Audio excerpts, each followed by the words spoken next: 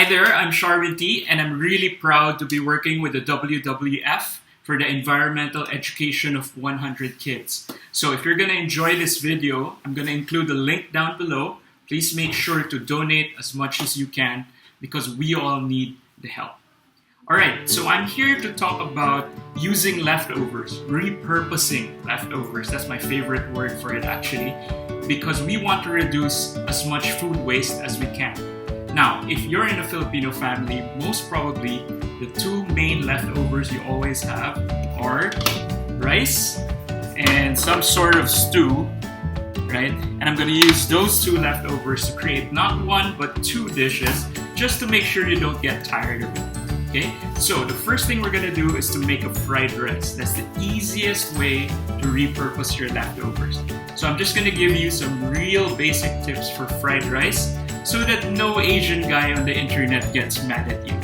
Okay, number one, you have to remember to use old rice. Okay, so the perfect rice would be rice that you cooked last night and then let it dry out in the morning.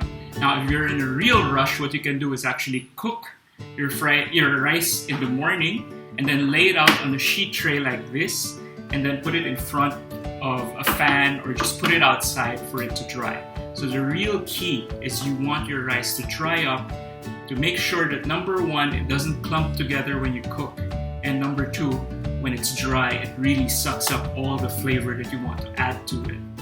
And as you can see, it's not only the rice that is left over. I'm also using a lot of leftover vegetables, from carrots to peppers, onions, toge, and also some leftover adobo. So you can use anything you can find in the fridge and this recipe will still work.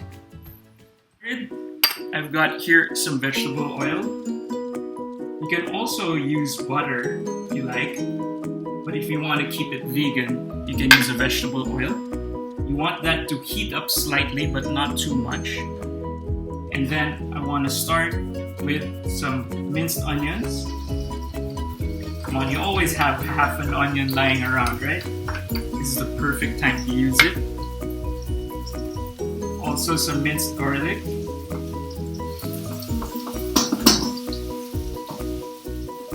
So I'm cooking this now over medium heat because I want to make sure that all of the flavors are really in there. And if you cook it at too high a temperature, it's going to brown immediately and none of the flavor is going to go into the oil. So after a couple of minutes, your onions and your garlic are going to be really fragrant at this point. And I'm going to add in more of my leftover vegetables, starting with carrots. This is just a half a carrot that I found lying around somewhere.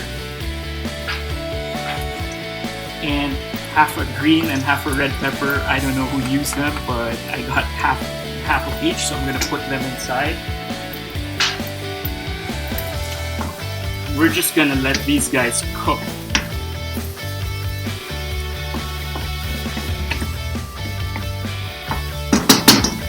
You know, the thing about vegetables, whether they're old or they're new, they contain a lot of sweetness. So what I want to do is slowly cook it in this oil to release that sweetness.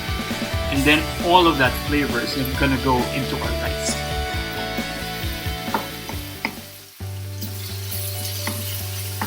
Alright, it's been a couple of minutes. The vegetables are half cooked through. I'm going to start to season with some salt and pepper. I find this is another step that people usually forget when they're making fried rice. You have to season the vegetables.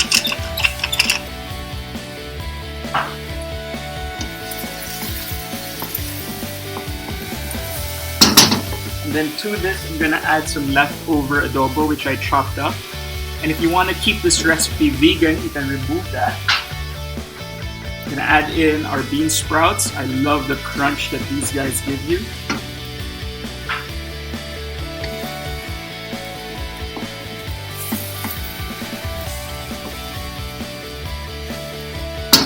Then finally, I'm gonna add the rice and just mix it up really, really well.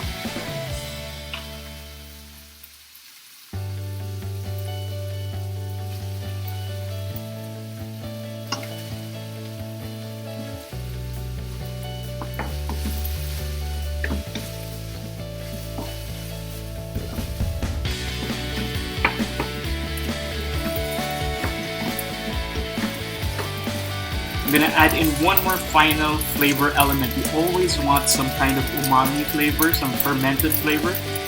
So for me, it's soy sauce, but you can use whatever sauce that's lying around. An oyster sauce would work, even bagoong would work.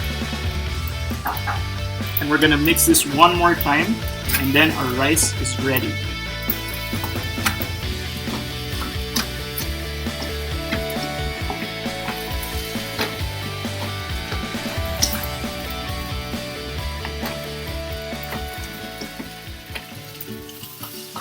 Alright, that's it. That's our fried rice right here. I'm gonna shut off the heat.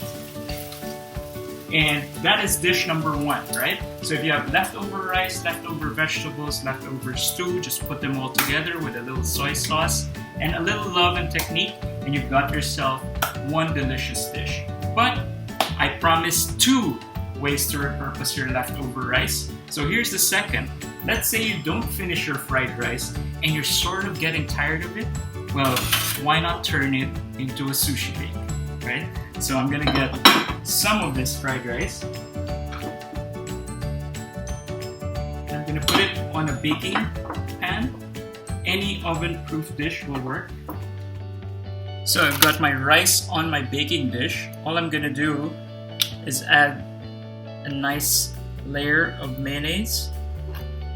And you don't have to use a Japanese mayonnaise, you can always use your local favorite brand, and you can always make your own mayonnaise as well.